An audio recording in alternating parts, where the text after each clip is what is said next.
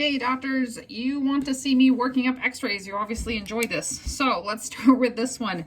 So this is if a patient has one that has been printed out. I think it's a good review anyway for all of them. So first thing I'm gonna do is we're just gonna step back and we're gonna look at this x-ray. We're gonna look at the sella turcica. We're gonna make sure that that sizing is appropriate. We're gonna look at trachea air shadow into thyroid, any calcification of thyroid cartilage. I'm looking at the posterior aspect of the skull. We can see an elongated EOP. Interesting to see that and point that out, almost like the claw formation that's happened there as well. And then we're going to go look through for alignment. As I look through alignment, what we should see is a normal forward curve. So I'm going to come in and I mark the back of each of the vertebrae. Once I do that, then that helps me see what they are currently doing. So now I'm going to also show them what they should be doing. So if you are still doing line analysis, you better have some of the equipment necessary because I'm using a slide rule for this one. So 1, 2, 3, 4, 5, 6, 7. T1, this is barely cut. That is actually, I should have had a better x-ray for that. So T1's right here, and I'm going to draw that line. It's a straight vertical line. That's where back of T1 and the posterior aspect of where the posterior arches come together, that should come together. That should actually be the same line. So when it's not there, we're gonna measure for the anterior head carriage. This person is at 35 millimeters of anterior head carriage. Okay, I wrote it right here, not because I'm not showing it to the patient, but to be honest, as soon as I wrote that, I'm like, that's not where we want to put it. So I'd put it either in black or in red and put it outside anterior head carriage, 35 millimeters, so the patient can see it, but it doesn't go over the bones. Okay, then from here, next thing I want to do is I actually want to get my odontoid angle. And so I'm going to draw in the angle that it currently is in, and then we're going to compare that to neutral. So with a slide rule, of course, we need to use the side of the x-ray so that we get that plumb line. We're going to draw in our horizontal line, and then we have the angle that this patient is currently at. Let me get that better. There we go. And then I'm going to measure for this one. So this angle, for this patient is right about 17. So 17 degrees is the odontoid angle. Another one that I know that docs are getting as well as you can measure the atlas angle. Those two should actually be parallels. We're looking at more and more through Gonstead listings. Remember, this should be parallel with the occiput, which should be parallel, and occiput really should be level. So if this tilts up just a little bit, that's okay. But then atlas and odontoid should be parallel. So the fact that you have a convergence of those two lines, so if I draw that in so you can see it.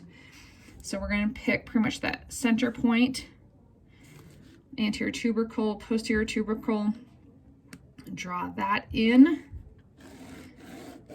Okay, that is the angle that we have. And so these actually converge, which means there's a lot of upper cervical issues that are going on. That's a lot of extenuating pressure and stress on that upper cervical spine and brainstem. So obviously we want to pay close attention to that as well. If you want to do an actual measurement of that angle, you totally can. You just need to pick your spot and put in your horizontal line, of course, and then you can get the measurement of the angle of atlas. So for this patient, their atlas angle is right at 19 degrees. Okay. So then the other thing that I haven't done yet, as I do all my other markings first, is I'm going to come in and I'm going to draw in what they should have. I really like this. This is normal curve template. It's through CVP. And so what I'm going to do is I need to line this up with the inferior end plate of T1. So right back here is where it should line up. And then this should line up with the superior mass of C1. So it needs to go through that line. So what we start looking for is where this line will bisect where I drew that straight line. Okay, because this is where it is, this is where it should be, so I want to show the patient where it should be. So this actually lines up really well. Third is a really common one to see. Let me show you guys at the fourth what would happen if I did that. So here's the fourth one. It goes above it, where I really want to hit just below. So that, again, this is best fit. It's not going to be perfect, you guys, but we want to really get to the very best line that we can. So I'm lining it up and seeing if I can get those two to really come together, and it's almost perfect. So I'm going to mark that. So I'm going to bring it in so everything lines up as close as it can. I'm going to draw in red so they can see it. You can see it as well. So that's using this template. That's a curve that this patient should have. And obviously this is the curve that they currently have. Okay, so that is my lateral marking. In addition to that, anything that I would or could do is if you want to mark any areas of degeneration, let's say if I want to point that out and then pointed this area out as well as at phase 2. One thing that I think is really smart to do is to take that a little bit further. This is something we've taught you already with your report of findings, but draw it on the x-ray so they can see it. So nerve to arms. Say he's having thyroid issues. So it's like you can even go in here and just show that it's nerve to thyroid, because it's really important for people to understand and be personalized at what's happening to them. They really don't care what's happening to anyone else. They care about what's happening to them, and they are paying you to learn about them. So do that. Okay, so now we've switched to the AP. I do this as an AP open mouth. We do it with no tube tilt. This is how I take my x-rays so I can get, instead of having to do an AP open mouth and AP lower cervical, I like doing this. I learned this years ago. It's worked really well for me, so I keep on doing it. First thing I'm going to do is I'm going to come in and I'm going to mark the spinous process and then coming up into dens. The other thing I'm looking for is we're looking for soft tissue. I'm looking at the apices because if it's in there, I'm looking at the mastoids, and I'm going to be looking through sinuses. So I'm looking through anything that's abnormal. You can also notice the jaw, and you can see if there's any rotation in the jaw. I think that's just a really good thing to also point out or pay attention to. This is where you can start getting your measurements between dens and C1. So if you can see if there's any rotation. This is also where you can start measuring for those angles of dens on C, or excuse me, of Atlas on C2, and see what's happening there as well. So wherever you get those, if you want to do that, if it's a really clean x-ray, I'll totally do it every time. And so I think it's just smart to do it as well. So there, let me just grab a couple numbers. That is 4, or about 5 actually. Yeah, 4 and then 5. So this one is 4 and this side is 5. So it's slight, but there's some rotation that's still happening upper cervical spine. And then for your plumb line, so I can see that just a little bit better. Again, top of film is going to be for your vertical line. Make sure that that lines up properly. And then you got to do your best fit line. But honestly, what I would do is I would grab it right at the center of dens, because you know that if we looked straight down from dens, everything should line up. So when we show a patient, black is what you're doing, red is what you're doing, red is what you should be doing. What's the difference? What do you see, patient? And that's really powerful for them to be able to see this, point this out to them. Keep it simple, but at the same time, simple does not mean that you skip steps, and simple is profound, because patients got to start, and they got to start somewhere. And so we can build on. I want to start marking, but before you start marking, again, step back, look, heart shadow, gastric air bubbles. We're looking at the APCs of the lungs. Those look clear. We're looking through the lungs itself. Then we're looking for the ribs. You want to see if there's any abnormalities through those ribs. You're looking for any calcifications. Looking at the top of the clavicles, you can see a little bit of a higher clavicle on the left-hand side. And then look through scapula as well. Once you look at all that, so you get your good clearing, if anything doesn't look abnormal, then you can go through and mark where the spinous processes are. Again, you should be seeing bilateral TVPs. If you missed a TVP, you don't see a TVP, go looking, because that's not normal to have that, okay? That's all that I'm drawing on for this one is just the spinous processes. And then I'm gonna do a best fit line, which means I'm gonna come in here, and this is a perfect vertical, and I'm gonna see where does it line up with the most, or where is it where I believe everything really should line up. So right about here is where I'm gonna hit it. Okay, because that lines up really close to most of them. That's the best balance. You can see this shifting that's happening in that thoracolumbar junction.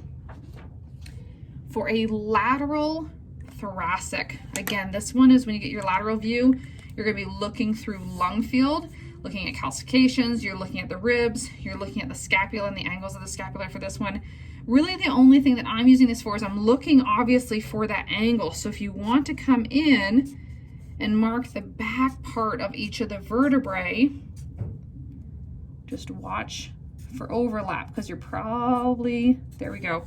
You can see that, and we're watching through for overlap, or for that curve that's happening. And then if they have any degeneration, you can mark that as well. So you can put in an arrow, we can mark that of what's happening. So those are areas we can pay attention to for future. This is starting to erode as well. That one's still nice and clean. And so that's where I'm going to pay attention, okay? Lateral lumbar. Again, first view, I'm looking at everything. I'm looking at general alignment. I'm looking at the base of the rib so I can make sure I get to T12. I'm looking at the disc spaces. I'm looking through the belly. I'm looking for anything that's not normal. Obviously, that L5S1 disc is really screaming out at me. I'm checking the posterior regions as well. Once I've done this, I'm going to come in and I'm going to mark the posterior aspect of each of the vertebrae. 5, 4, 3, 2, 1. Here's T12. Okay, and I'm going to get myself that little dot right at that posterior inferior aspect of that vertebrae.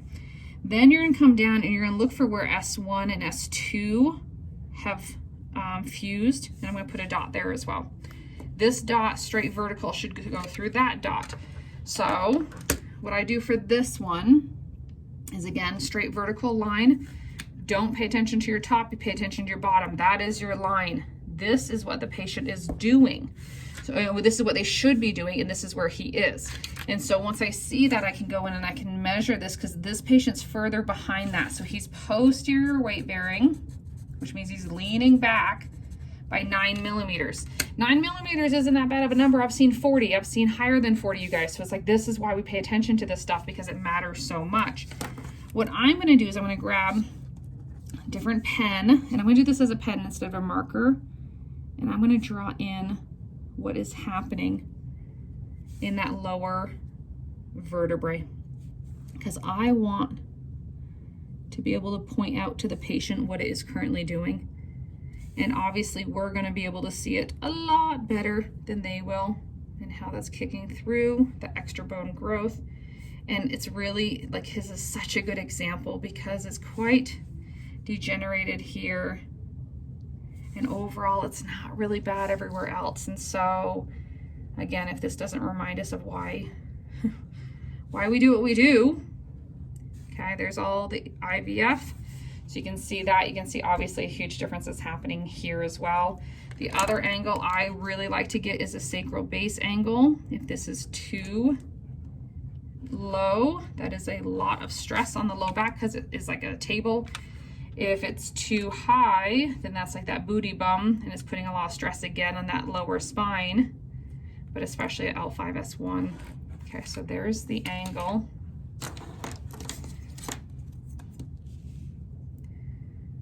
It's like, I will tell you guys, if I'm ever asked to send x-rays out and I have old film x-ray, like, delete all your lines. Don't send them out with lines on them, okay? 29 is the degrees for sacral base angle. The other one we still need to do is we need to go back to our template.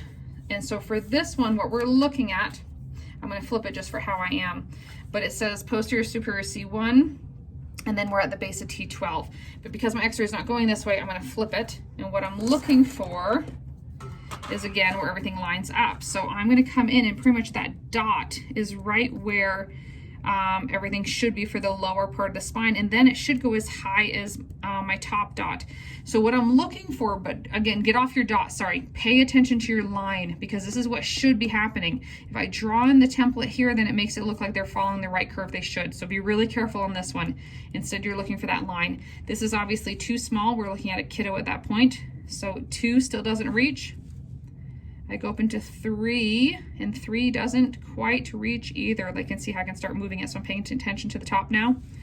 4, and when I come into 4, I'm going to try to get 4 to line up with that line, and then with the dot here, that's my best fit. So I'm going to draw this in, because that's what this patient's doing.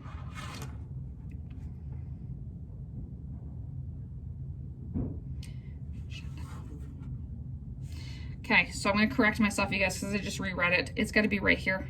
Posterior superior aspect of S1. This is your dot. Okay, sorry guys. I'm I'm too darn honest. I could just make it up, but I'm not going to. So that's your dot, and then what we want to do is we want to find that top line. And so right now I'm on number 4, which is probably going to be too high for it. Obviously I would reprint this. It actually lines up almost really close, but it's not. I'm going to draw it for you guys so you guys can see. There's your difference. Okay, that's what it should be doing. Okay, so that's finding that right line. So your dot is just for your vertical. This is going to be for your CBP line. So you want to use S1. And that's when I was drawing it, I reread it because I had it upside down.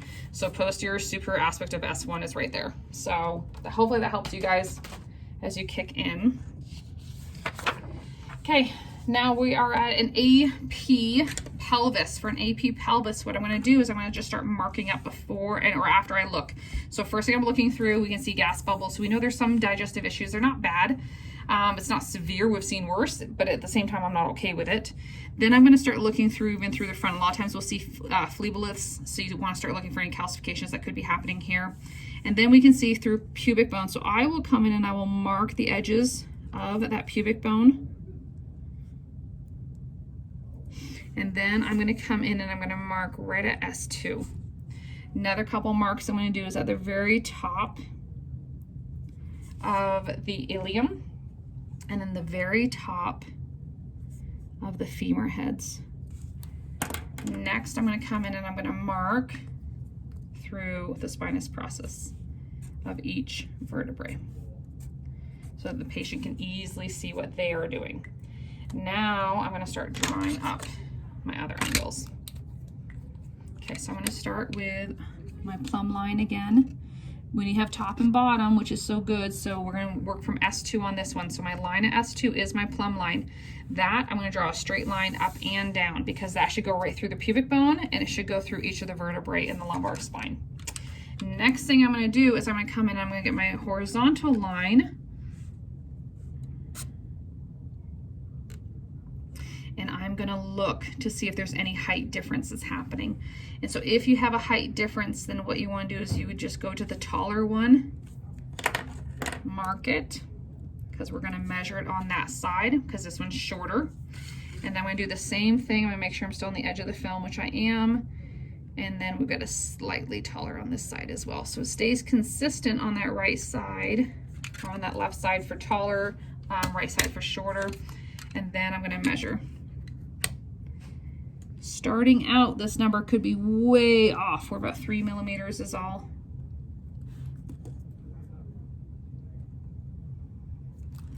Okay.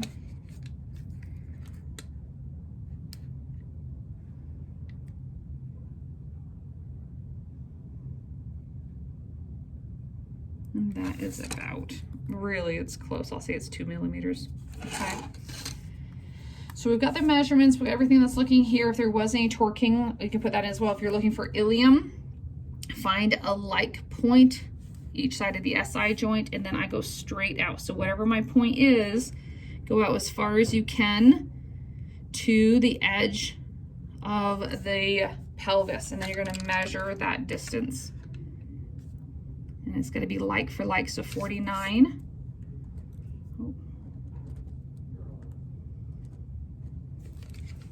And then for this side,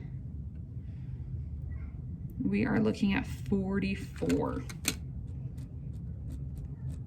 Okay, so 5 millimeter rotation. Okay, so that's what I have. So this gives me a lot of information, tells the patient a lot of information based on how far I want to take it for them. Okay. Then, if you have something stitched, I love this because if you're going to be drawing on it, I would still do the really picky things through pelvis on your other view. But what I will do on this one is I'm going to come in, I'm going to find S2 again, and then we're going to put a little dot on C2 so we can see where that is. You can actually go through even at this point and put a mark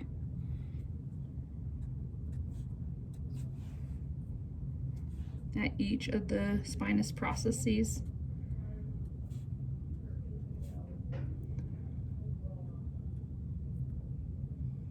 Okay, and then what we're going to do is our office has decided to start bottom up. So we find, again, plumb line, S2 is in charge. So everything, that's what's happening.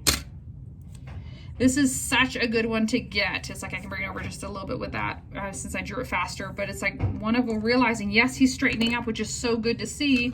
However, that is a significant difference from the top of spine now to here. So let me get that measurement. It's 7 millimeters that it's off. Okay, and obviously we want to see that number come down, be as small as possible, because we want to see everything line up. Right now there's that shifting to the right, but you look at what's happening through lower spine and through the listing that's happening. Body needs to unwind, and so he's unwinding, and I can tell you what I'm seeing for pelvis, he's unwinding, and so we just let it keep on processing through. It's very common. I'll see this clear out, we'll see changes here, but the two of them don't add up.